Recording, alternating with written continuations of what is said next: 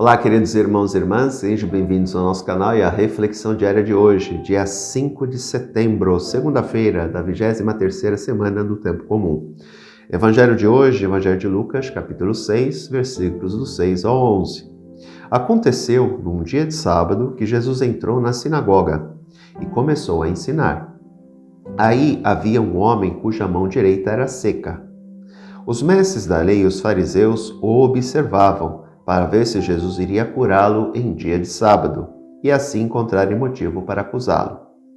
Jesus, porém, reconhecendo seus pensamentos, disse ao homem da mão seca, levanta-te e fica aqui de pé.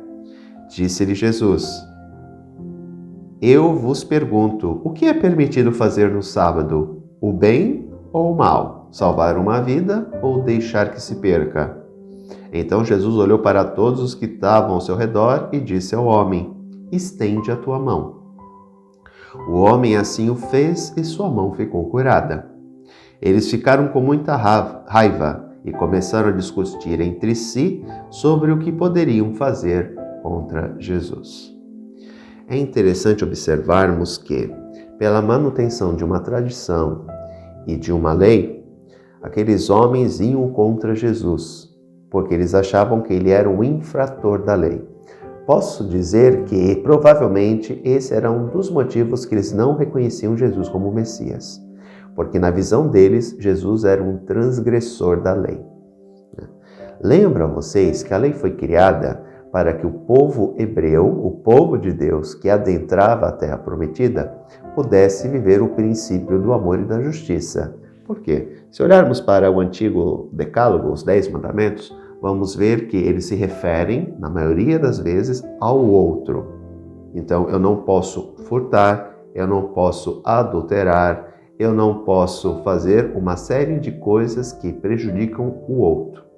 Portanto, o mandamento do amor ao próximo está implícito no Decálogo.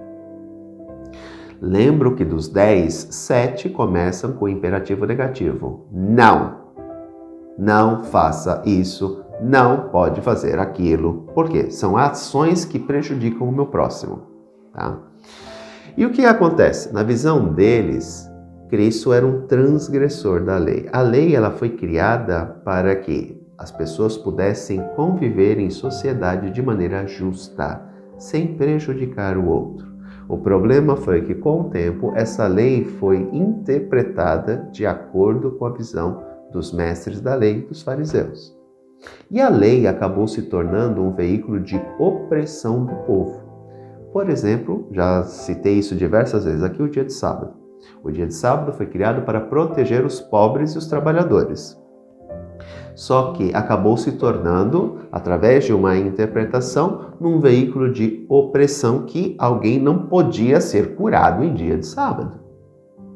Volto a dizer algo que eu já falei uma vez aqui também. Era o momento da graça para aquele homem. Poderia ser que ele nunca mais encontrasse Jesus. Poderia ser que no domingo ele voltasse na sinagoga e Jesus não estivesse mais. E aí? Aquele homem iria continuar sofrendo daquele mal, porque o dia que ele encontrou com Cristo foi no dia de sábado, não tinha o menor cabimento. E Jesus sabia muito bem disso. Jesus sabia que a lei de sábado foi criada para proteger o povo, e não para oprimir o povo, escravizar o povo como os fariseus queriam.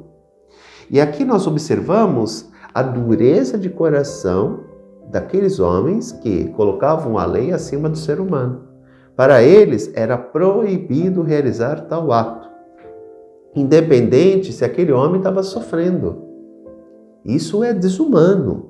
Lembremos que a lei, ela existe e ela tem uma finalidade. Agora, a lei não pode ficar acima de uma pessoa. A lei não pode levar uma pessoa a um sofrimento extremo. Não. Senão, para que existe a lei?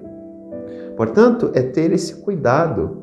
Muitas vezes as pessoas recriminam ou discriminam ou levam os outros ao sofrimento por causa de determinadas posturas. Não. Lembremos que dentro do cristianismo, o princípio da caridade é o maior de todos. Inclusive o próprio Código de Direito Canônico, para nós cristãos católicos, diz isso.